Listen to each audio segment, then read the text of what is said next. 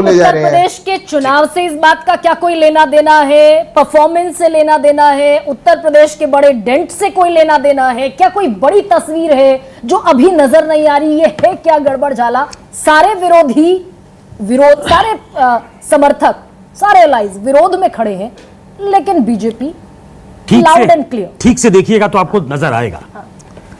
BJP को बहुत बड़ा डेंट पहुंचा है वहां, और आपने कई बार कहा ट्राइड एंड टेस्टेड फॉर्मूला है ये। बहुत दिनों से चर्चा है बीजेपी में कि उत्तर प्रदेश को लेकर बहुत घमासान है। प्रदेश कार्यकारिणी की बैठक हुई, उसके बाद डिप्टी सीएम यहां आए, उनके अध्यक्ष की मुलाकात होती है पीएम से, उनके बाद अमित शाह से, तो लगातार बैठकों का दौर जारी है। और एक बड़े हल्के में खबर चलती है कि योगी आदित्यनाथ का पत्ता भी कट सकता है, वो रिप्लेस किए जा सकते हैं। तो ऐसे समय में एक ऐसा फैसला आता है जो योगी आदित्यनाथ को लार्जर देन लाइफ, उनको एक हिंदू नेता के तौर पे फिर से प्रस्थापित करता है। जो उनको ठाकुर नेता बनाने की कोशिश थी, अचानक से वो हिंदू नेता बनकर उभरते हैं। ये मैं उसमें एक हिडन प्लान देखता हूं कि एक ऐसा पासा फेंकिए जो आपको इस रेस में बनाए रखने के लिए बहुत ही कामयाब कदम साबित हो सकता है। पहला तो ये है। दूसरा, इस पूरे फैसले में जो कहा जा रहा है कि इसको हिंदू से मत जोड़िए, मुसलमान से मत जोड़िए, नहीं, हिंदू मुसलमान से ही नहीं है, समाज में भी भेद से जुड़ने वाला ये फैसला है। और इसका एक कॉन्टेक्स्ट है हिंदू मुसलमान का भी। इसी दिल्ली में तत्कालीन केंद्रीय मंत्री ने चुनाव के समय में नारा दिया कि देश के गद्दारों को डैश डैश डैश। एक दूसरे बड़े सांसद ने नारा दिया कि प्रण लीजिए कि एक जो समुदाय है उसके सामान का इस्तेमाल, उनसे सामान नहीं खरीदेंगे। जिस आर्थिक बहिष्कार की बात राजीव रंजन ने की और वाजपेयी जी ने की, जो इनके सहयोगी हैं। अगर अपने सहयोगियों को भी नहीं समझा पा रही है बीजेपी, तो उनको समझना पड़ेगा कि या तो सहयोगी कन्विंस्ड है, अब सबकी अपनी अपनी पॉलिटिकल कॉन्स्टिट्यूएंसी है, गरिमा जी कहां तक जाते हैं इसमें। आऊंगी सिद्धार्थ। वाजपेयी जी की पार्टी कहां तक जाती है, जेडीयू कहां तक जाती है। जेडीयू पहले दिन से इसका विरोध कर रही है, लेकिन उसके बाद मुख्यमंत्री का बयान आ गया, निर्देश आ गया उनका। तो हमें यह देखना पड़ेगा कि हम इस पूरे फैसले को क्या do we take it lying down, नहीं कि बिल्कुल वो जो सवाल है उपचुनाव, जो मैंने सबसे शुरुआत में उठाया, मुझे दुरुस्त कीजिए अगर मैं गलत हूं, तो ये 10 सीटों के उपचुनाव का मसला है क्या? उत्तर प्रदेश के डेंट से जुड़ा हुआ मसला है? नहीं, 10 सीटों के उपचुनाव का मसला नहीं है।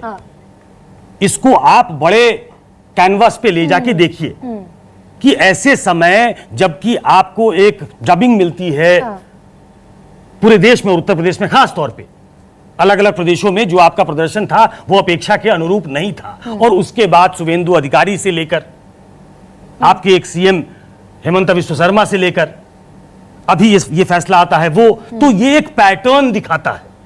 और मैं एक मिनट लगेगा, कविता पढ़ देता हूं, उससे कन्वे हो जाएगा कि बांट दिया इस धरती को, बांट दिया, आशुतोष राणा से सुना था मैंने, कि बांट दिया इस धरती को क्या चांद सितारों का होगा, बांट दिया इस धरती को क्या चांद सितारों का होगा, नदियों के कुछ नाम रखे, बहती धारों का क्या होगा।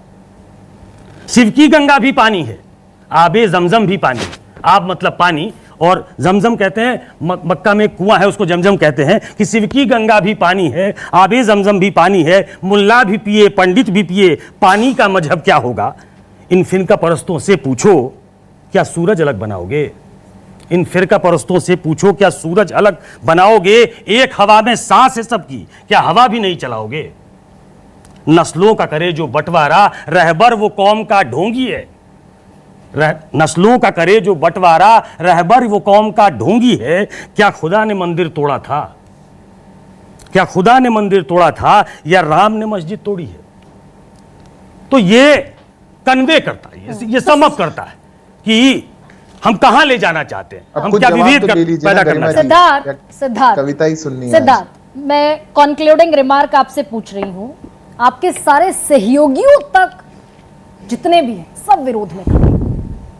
गरिमा जी, आज आपके शो पे बोल दिया गया कि ये ट्राइड एंड टेस्टेड फॉर्मूला है, बोल दिया गया कि किसानों के लिए इस पार्टी ने कुछ नहीं किया, बोल दिया गया युवाओं के लिए इस पार्टी ने कुछ नहीं किया, पर मैं बुरा नहीं मानूंगा क्योंकि मैं सहिष्णु पार्टी से आता हूं।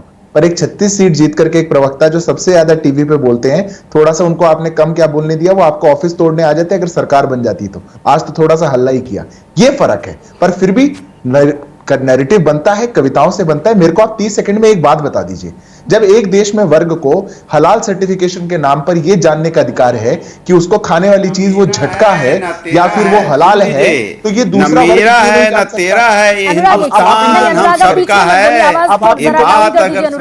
अब इनको आवाज हाँ जरा डाउन कर दीजिए। Siddharth carry on. हाँ, तो जब उनको ये जानने का अधिकार है कि ये वो क्या खा रहे हैं, तो दूसरे वर्ग को जानने का अधिकार क्यों नहीं है? अभी आप खटीक वाल्मीकि इनकी बात कर रहे थे, मैं उनकी भी बता देता हूं। खटीक और वाल्मीकि झटका मीट बेचते हैं, हलाल सर्टिफिकेशन के नाम पे क्या आपने उनके धंधे को चौपट करने की बात करी? कितनी डिबेट करी गरिमा जी ने? हलाल सर्टिफिकेशन आइसक्रीम पर आ रहा है, जो चीज वेज है, कपड़ों पे आ रहा है, ब्यूटी प्रोडक्ट्स पे आ रहा है, कितनी बात करी? उसका पैसा कहां जाता है? कौन सी इस्लामिक ऑर्गेनाइजेशन को जा रहा है? कितनी डिबेट करी आपने? सिद्धार्थ, आपने मुझ पर एक आक्षेप लगाया कि मैंने ट्राइड एंड टेस्टेड कहा। चलती है, ये तो सिद्धार्थ एक सेकंड, मैंने जो ट्राइड एंड टेस्टेड कहा, तो आप आज ही इस डिबेट में उन सारे बयानों का खंडन कीजिए जो हिमंता बिस्वा शर्मा ने कहा, जो उसके पहले शुभेंदु अधिकारी ने कहा, जो उसके पहले, हालांकि राजीव जी बैठे, में सवाल पूछना चाहती थी, नहीं पूछ पाई, जेडीयू के सांसद सीतामढ़ी के देवेश चंद्र ठाकुर ने कहा हम मुसलमानों का काम नहीं करेंगे। आप खंडन कीजिए इन बयानों का और कीजिए इन सारे लोगों पर कार्रवाई, कीजिए एक नजीर पेश। देखिए गरिमा जी, मैं आपको पहले ही बता दूं, आपने तो जो कहा मैंने तो उसका बुरा भी नहीं माना। मैंने तो बता दिया मैं सहिष्णु पार्टी से हूं। पर समस्या ये है कि आप टीवी पे नैरेटिव बना रहे हैं कि 10 सीटों के उपचुनाव के लिए उत्तर प्रदेश में ऐसा फैसला हो सकता है, पर हरियाणा में जहां पूरे विधानसभा के चुनाव हो रहे हैं वहां ऐसा फैसला नहीं होगा। और इस बात को मैं सुन करके अपने घर चला जाऊं और मैं मान लूं कि आप बहुत अच्छी बात कर रहे हैं, पूरा नैरेटिव अच्छा बना, तो मैं कैसे मान लूं? कोई झूठे नाम से बेच रहा है। हरियाणा में नायब सैनिक पर सवाल नहीं है ना सिद्धार्थ यादव। गरिमा जी, मुख्यमंत्री योगी आदित्यनाथ पर सवाल बहुत सारे हैं, पर गरिमा जी मेरे को बस आप इतना बताइए, कोई झूठे नाम से बेच रहा है? You have been very cordial, you have been very patient and I appreciate you, but समय का अभाव है मेरे पास, मुझे कार्यक्रम खत्म करना पड़ेगा। सबसे बड़ा सवाल में इतना ही, इजाजत दीजिए।